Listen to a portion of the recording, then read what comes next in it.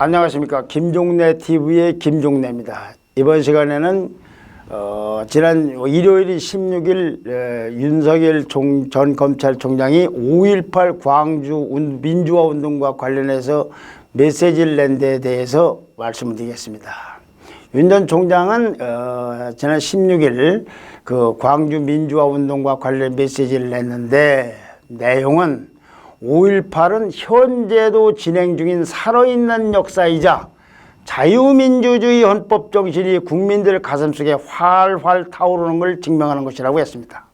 또 5.18은 어떤 형태의 독재도, 군부 독재 말고도 어떤 형태의 독재와 전제정치에 대한 강력한 거부와 저항을 명령하는 것이다. 이거는 자신이 평소 강조해온 헌법 정신이 5.18에 담겨 있다는 걸 완곡하게 나타낸 것이라고 할 수가 있습니다. 윤 전 총장은 또 그 후에 조선일보와의 인터뷰에서 남북관계라는 특수성을 고려하더라도 우리가 보편적 인권 정신에 입각해서 유엔의 북한 인권 결의의 이름을 빼서는 안 된다. 미얀마 사태에 대해서도 좀 더 강력한 규탄을 하지 않으면 안 된다고 했습니다. 그러면서 5.18 정신을 선택적으로 써먹고 던지면 안 된다. 진영에 따라 편할 때 쓰고 불편하면 던지는 것이 5.18 정신이라고 했습니다. 윤 총장은 또 자유민주주의 반대는 독재와 전체주의라면서, 그런데 이 현 정부는 헌법의 자유민주주의에서 자유를 빼려 하지 않았냐고도 했습니다. 대부분의 흐름이 이 문재인 정권을 직접적으로 거의 노골적으로 겨냥한 메시지들입니다. 아마 윤 총장이 그동안 해온 발언 또는 메시지 이런 것 중에서는 이번에 가장 강력한 그 방식으로 문재인 정부를 비판한 게 아닌가 싶습니다. 윤 전 총장은 5.18 광주 민주묘지를 참배하는 방안도 검토했답니다. 그런데 이번에는 안 가고 아마 연내에 적절한 시간에 참배할 예정이라고 합니다.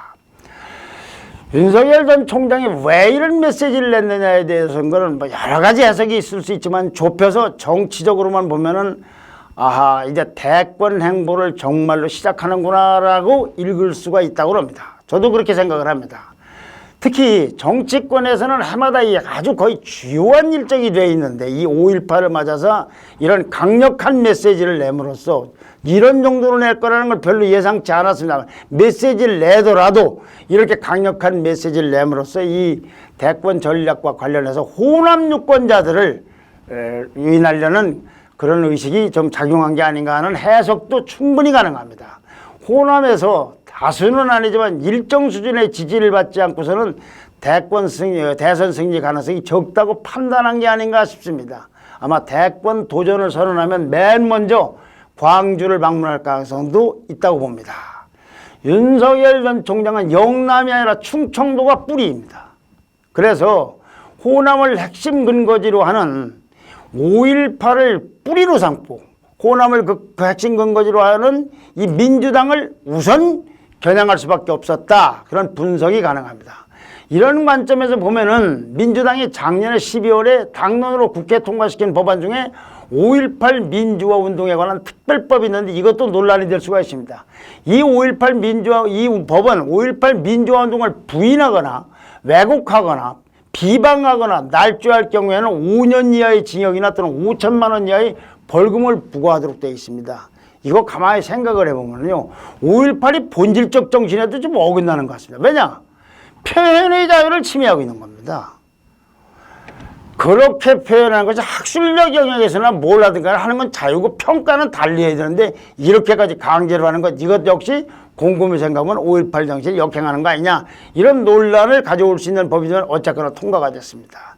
자, 이와 같이 윤석열 총장이 다각적으로 여러 부분에서 심지어 미얀마까지 거론하면서 이 정부를 공격을 하고 있기 때문에 민주당에서는 난리가 났습니다. 정창래 무슨 뭐 김남국 등등등등 의원이 나와서 아주 맹비난을 하고 있습니다.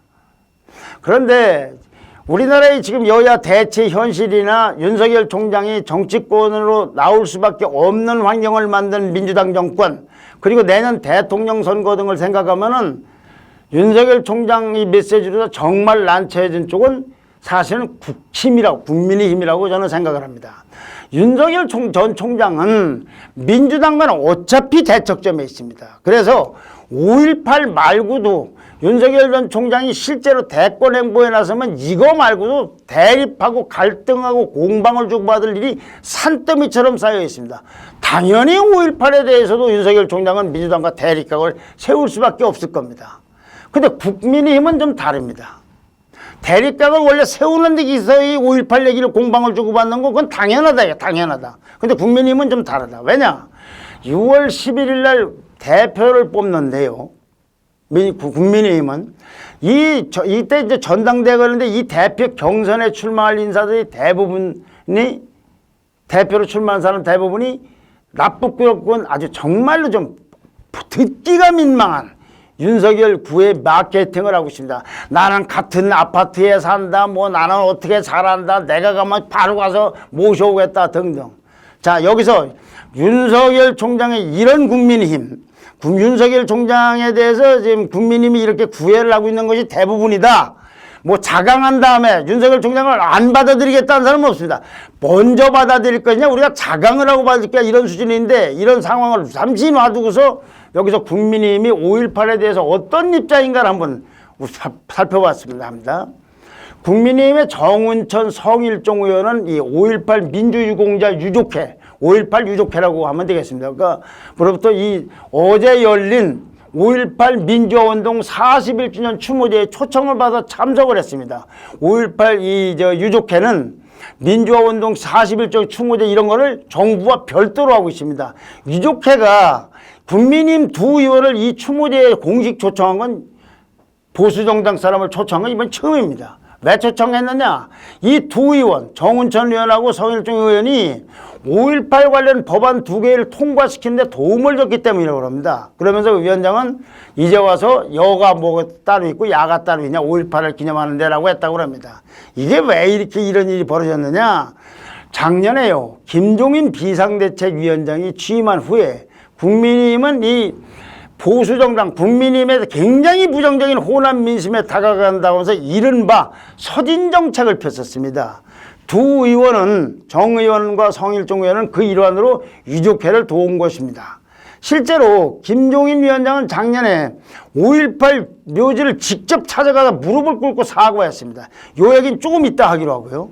국민의힘 의원들도 작년 9월부터 호남 동행이라는 이름으로 해서 지역 현안을 자기 지역구가 아니지만은 지역구를 맡아서 해당 지역을 맡아 거기 지역 현안을 해결하고 예산 캠페인도 벌이고 그랬습니다.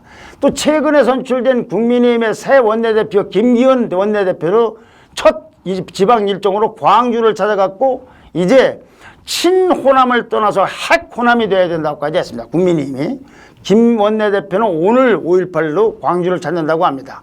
초선의원 9명도 최근에 5.18을 앞두고 5.18 묘지를 찾았고 그리고 유승민 전 의원도 광주를 찾았습니다. 이것이 지금 이 시간의 국민의힘입니다. 그런데 그 전신인 자유한국당은 어땠을 것 같습니까? 지금부터 2년 3개월 전 2019년 2월 9일에 5.18 북대 북한군이 침투했다라는 주장을 하고 있는 분 중에 지만원 씨가 있습니다. 이 지만원 씨를 초청해서 5.18 진상규명에 공청회를 열었는데 이 자리에서 당시 자유한국당 소속 의원이었던 이종명 의원은 5.18 폭동이 10년 20년 후에는 5.18 민주화운동으로 변질됐다. 폭동이 민주화운동으로 변질됐다고 주장을 했습니다. 또 김순례 의원은 종북 좌파들이 지금 판을 치면서 5.18 유공자라는 이상한 괴물 집단을 만들어내서 우리의 세금을 축내고 있다고 비난을 했습니다. 이게 굉장한 무리를 빚었어요. 그러자 그 5일 후에 자유한국당 윤리위원회는 행사를 주최한 이 행사는 원래 발언은 아까 얘기했던 김순례 의원과 이종명 의원이 했지만 행사를 주최한 사람은 김진태 의원인데 이 김진태 의원까지 합쳐서 세 사람을 중에서 징계를 했는데 이종명 의원에 대해서는 제명을 결정을 했어요. 제명한다고. 김순례 의원에게는 당원권 정지 3개월이 징계를 내렸고요. 행사를 주최한 김진태 의원에는 경고 처분을 내렸습니다. 자, 여기까지는 김병준 비대위원장 때의 일입니다. 김병준 비대위원장. 그러고 나서 김순례 의원은 징계가 종료, 석 달 후에 최고위원으로 다시 복귀했습니다. 이건 황교안 대표 시절의 일입니다. 이종명 의원은 징계 결정이 내려고서 차일 피일하다가 무려 1년 후인 2020년 2월 13일 날 의원총회에서 제명을 의결했어요. 제명 결정을 하고 1년 걸렸습니다. 비례대표였던 이 의원은 비례대표는 이제 제명이 돼야만이 다른 당으로 이렇게 국회의원직을 유지할 수가 있습니다. 비례대표는 탈당을 하면 의원직을 상실합니다.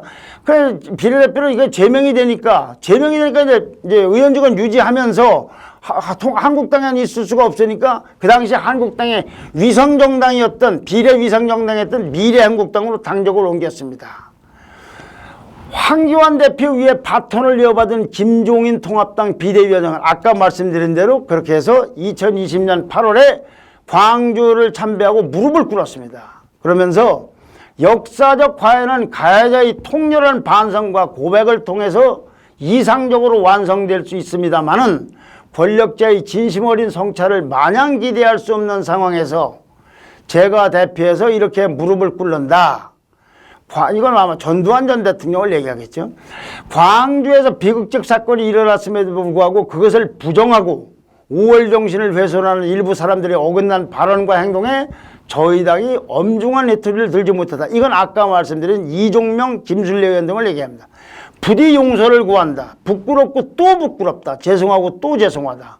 라고 말을 하고 그는 그 후에도 2차례나 광주를 더 찾았습니다. 자, 김종인 대표의 비대위원장의 이런 행동에 대해서 일부 강경 보수 아스팔트 세력은 이종명 의원을 두둔하고 그래서 아마 이종명 의원은 제명이 실제로 집행된 1년이나 후에나 됐을지 모릅니다. 그리고 김종인 사과하는 김종인 위원장에 대해서도 그가 뭐 호남 사람이니 어쩌느냐 하면서 아주 맹비난을 했습니다. 제 말이 사실인지는 당시 신문과 동영상을 찾아보면 알 겁니다. 자, 다시 이제 윤석열로 돌아옵니다.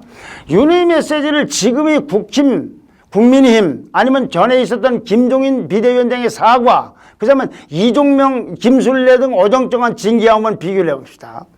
5.18에 관해서 김병준 비대위원장과 황교안 대표 시절에 있었던 국민의힘, 그 당시는 자유한국당이었습니다만 또는 미래통합당이었습니다만은 그때의 국민의힘과 윤의 이 메시지와는 거리가 멀어도 한참 멉니다. 아까 말씀드린 그런 일들이 벌어지고 무슨 솜방망이 징계를 하고 했던 부분과 지금 윤석열 총장처럼 윤석열 총장은 사과 수지에나 5.18은 헌법 정신이 입각한 것이다. 저항을 하는 것이다. 이런 자유민주 체제를 지키기 위한 것이다. 하던 이 발언하고 사이에는 거리가 멀어도 한참 멀다 이거죠. 김종인 위원장의 사과는 어떻다? 김종인 위원장도 그렇게까지 적극적으로 윤석열 총장처럼 해석한 건 아닙니다.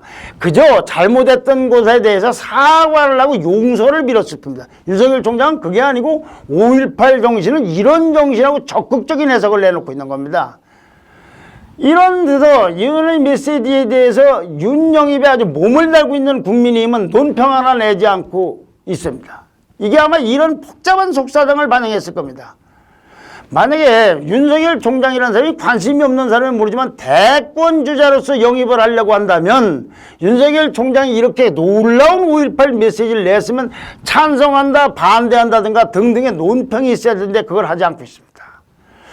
자, 국민의힘 전체는 아닐지 모르지만은 윤석열 전 총장의 메시지가 윤석열 총장과 국민의힘 안팎에 있는 강경보수 아스팔트 세력 여기 사이에는 박근혜 구속, 윤석열 총장이 박근혜 대통령을 구속시켰지 않습니까?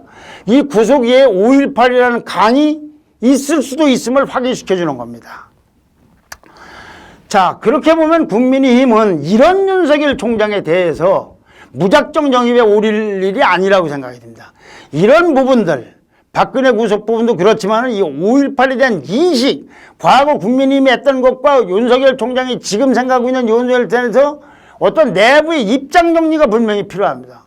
그렇지 않으면 윤석열 총장으로 덥석 그냥 영입에 열을 올리고 오쇼 아파트에 같이 살고 KTX 같이 탔다고 해서 돈이 없고 조직이 없으니까 갈 데 있냐 없냐 소리를 듣고서 덜컥 국민의힘에 들어갔다가는 저런 문제들로 공격을 받을지 모르는데 만약 김종인 노선이라면 혹시 모르겠어요. 근데 김종인 나가자마자 과거로 회귀하라고 몸부림치는 저런 국민의힘에 들어갈 생각이 나겠습니까? 다시 한번 생각을 해봐야 됩니다.